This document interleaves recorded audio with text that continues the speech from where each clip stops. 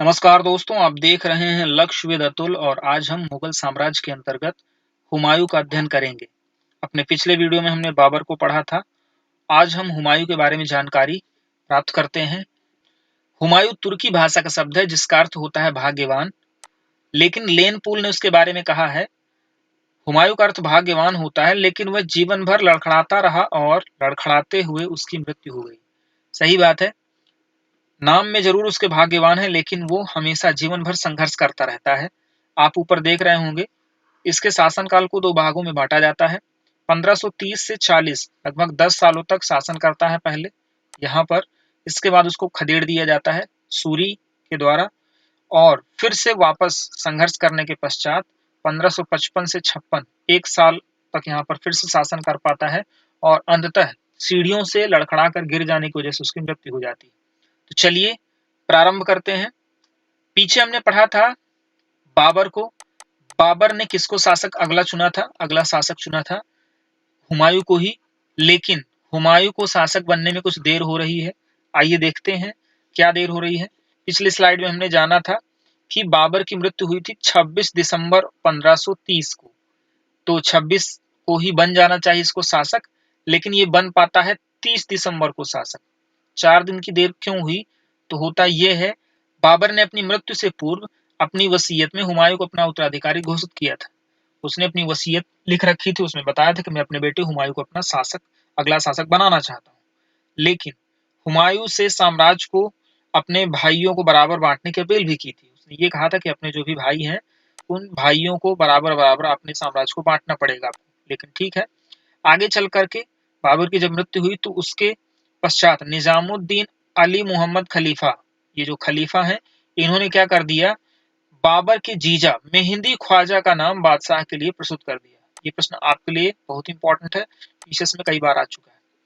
तो बाबर के पश्चात खलीफा ने क्या कहा कि बाबर के पश्चात हुमायूं शासक नहीं बनेगा, बल्कि कौन बनेगा? मेहंदी ख्वाजा नाम का व्यक्ति शासक बनेगा। लेकिन होता यह है कि मेहंदी ख्वाजा की पत्नी ने ही विरोध कर दिया। मेहंदी ख्वाजा की पत्नी ख्वाजा जहां ने विरोध करा कि नहीं, आप शासक नहीं बनेंगे, हुमायूं ही शासक बनेगा, क्योंकि ऐसा वसीयत में लिखा है। इस तरह से विरोध के कारण अपनी उम्मीदवारी वापस ले लेता है और पुनः हुमायूं को शासक बनाया जाता है। इन्हीं कारणों की वजह से 4 दिन का विलंब हो जाता है। वसीयत के हिसाब से अब उसको अपने साम्राज्य का विभाजन करना पड़ा। इस तरह से हमने पीछे पढ़ा था, कामरान उसका भाई था, अस्करी उसी का भाई था, हिंदाल जो अगली माँ से उत्पन्न हुआ था वो भी उसका भाई था। ये तीन उसके सगे भाई थे। ठीक है, तो कामरान, अस्करी, हिंदाल। कामरान को काबुल, कंधार, हिसार, फिरोजा, पंजाब, ये जो पूरा एरिया था उस जगह का पूरा साम्राज्य इसको दे दिया। संभलपुर दे दिया आपके अस्करी को। अलवर और मेवात जो राजस्थान का एरिया है वो दे देता है हिंदाल को। अपने चचेरे भाई जो सुलेमान मिर्जा था उसको भी बदख्शा दे देता है। हालांकि जब ये शासक नहीं था हुमायूं, शासक बनने से पहले हुमायूं बदख्शा का ही सूबेदार था। ये प्रश्न आपसे पूछा जाएगा, शासक बनने से पूर्व हुमायूं कहाँ का सूबेदार था? बदख्शा का सूबेदार था। बाद में बदख्शा को अपने चचेरे भाई को दे देता है। इस तरह से उसका जो साम्राज्य है वो कई टुकड़ों में बढ़ जाता है। जब कई टुकड़ों में बढ़ जाता है, एक मेन रीजन ये होता है, काबुल, कंधार, हिसार, फिरोजा जो भी एरिया है, यहीं से मेनली सेना का निर्माण होता था, और ये पूरी सेना वाला जो एरिया है वो चला जाता है कामरान के पास। इस तरह से हुमायूं का जो एरिया है काफी ज्यादा कमजोर हो जाता है, सैनिक दृष्टि से काफी कमजोर हो जाता है, उसके पास ज्यादा सैनिक नहीं रहते हैं, सेना नहीं रहती है। इस तरह से आगे चल करके उसको शेर शाह सूरी काफी ज्यादा परेशान करेगा, और आप यहाँ पर देखेंगे कई सारे उसको युद्ध लगातार हारना पड़ेगा। चलिए उसके अभियानों को समझ लेते हैं। पहला जो सफल अभियान है उसके बारे में देख लेते हैं।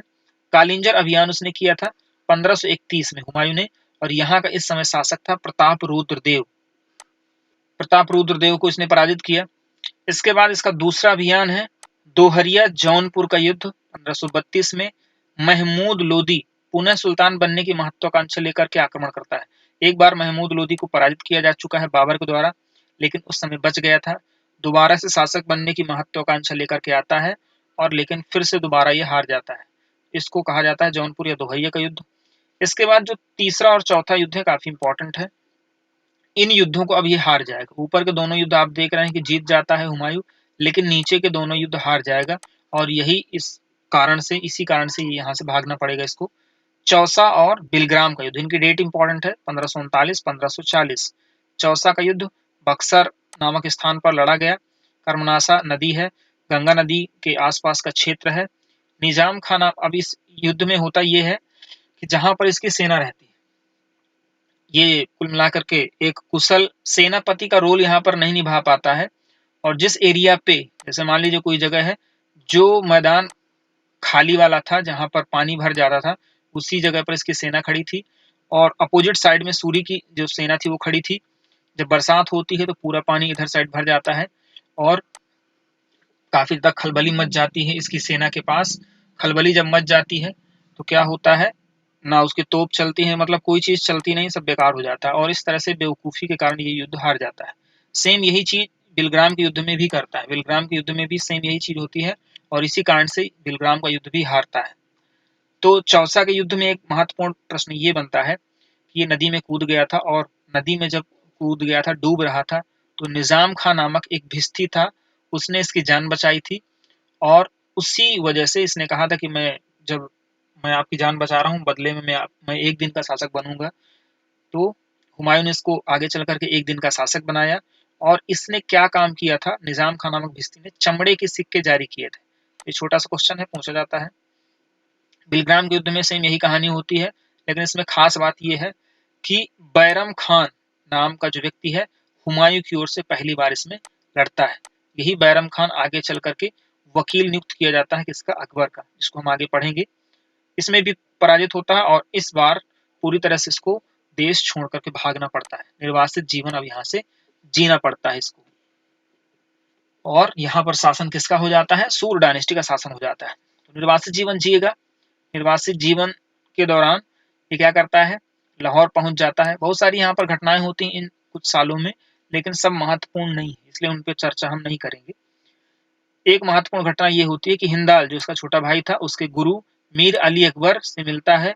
उनकी जो बेटी होती है हमीदा बानो बेगम, उनसे विवाह करता है। विवाह के पश्चात इन दोनों से जो संतान उत्पन्न होती है वही आपकी होती है अकबर। तो अकबर का जन्म कहाँ पर हुआ, अमरकोट नामक स्थान है, अमरकोट के राजा वीर साल के घर में इनका जन्म होता है। बहुत ही इंपॉर्टेंट क्वेश्चन है ये। 15 अक्टूबर 1542 में अकबर का जन्म होता है। कहाँ पर जन्म होता है, अमरकोट के राजा के घर में। निर्वासित जीवन जीने के पश्चात ये वापस भारत आता है, मजबूत होकर के अपने भाइयों को भी सबक सिखाता है। वहां से कोई क्वेश्चन बनता नहीं, इसलिए हम स्टोरी आपको नहीं बता रहे हैं। इसके भाई जो होते हैं इसका साथ नहीं देते हैं, उनसे हेल्प मांगता है। बाद में अपने सारे भाइयों को सबक सिखाता है और उनके साम्राज्य को एनेक्स कर लेता है, मिला लेता है और उसके पश्चात मजबूत होकर के भारत वापस आता है। जब वापस आता है, इस समय शेरशाह सूरी का शासन खत्म हो चुका होता है और उसके उत्तराधिकारी सिकंदर सूर का यहाँ पर शासन था। सिकंदर सूर ने अपने सेनापतियों तातार खां, हैवात खां को भेजा, लेकिन क्या होता है, दोनों लोग पराजित हो जाते हैं। इस युद्ध को मच्छीवाड़ा का युद्ध कहा जाता है। 1555 में मार्च में ये युद्ध लड़ा जाता है।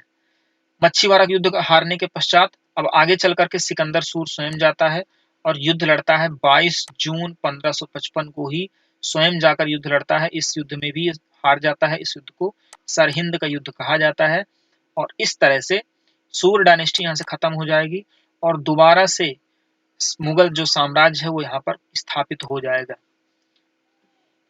तो इस तरह से आपने जाना, इसकी पूरी लड़ाई वाली कहानी है, किस तरह से संघर्ष करता हुआ वापस शासक बनता है। लेकिन वापस शासक बनने के बाद भी 1 साल बाद इसकी मृत्यु हो जाती है। कैसे मृत्यु हो जाती है, दीन पनाह नामक महल है, वहां पर सीढ़ियों से उतर रहा था, अजान की नमाज सुनता है, नमाज को सम्मान देने के लिए सिर झुकाता है और गिर करके इसकी मृत्यु हो जाती है। इस प्रकार से इसका मकबरा बनवा दिया गया हुमायूं का दिल्ली में। हालांकि हुमायूं के मकबरे से बहुत सारे प्रश्न पूछे जाते हैं। पहले जो पीसेस के एग्जाम में क्वेश्चन आया करते थे तो ये प्रश्न पूछा जाता था कि हुमायूं के मकबरे में कितने लोग दफन हैं, कौन कौन से लोग दफन हैं, उनके नाम पूछे जाते थे और इसके स्थापत्य को लेकर के भी क्वेश्चन बनते हैं। ये ज्योतिष पर विश्वास करता था और अलग अलग दिन अलग अलग रंग के कपड़े पहनता था। शनिवार को काले, सोमवार को सफेद और रविवार को पीले रंग के कपड़े पहनता था। इस प्रकार से ये टॉपिक यहीं पर खत्म होता है। अगर हमारी वीडियो आपको पसंद आ रहे हैं, अपने दोस्तों को ज्यादा से ज्यादा शेयर करिए। मिलते हैं अगले वीडियो में, तब तक के लिए नमस्कार।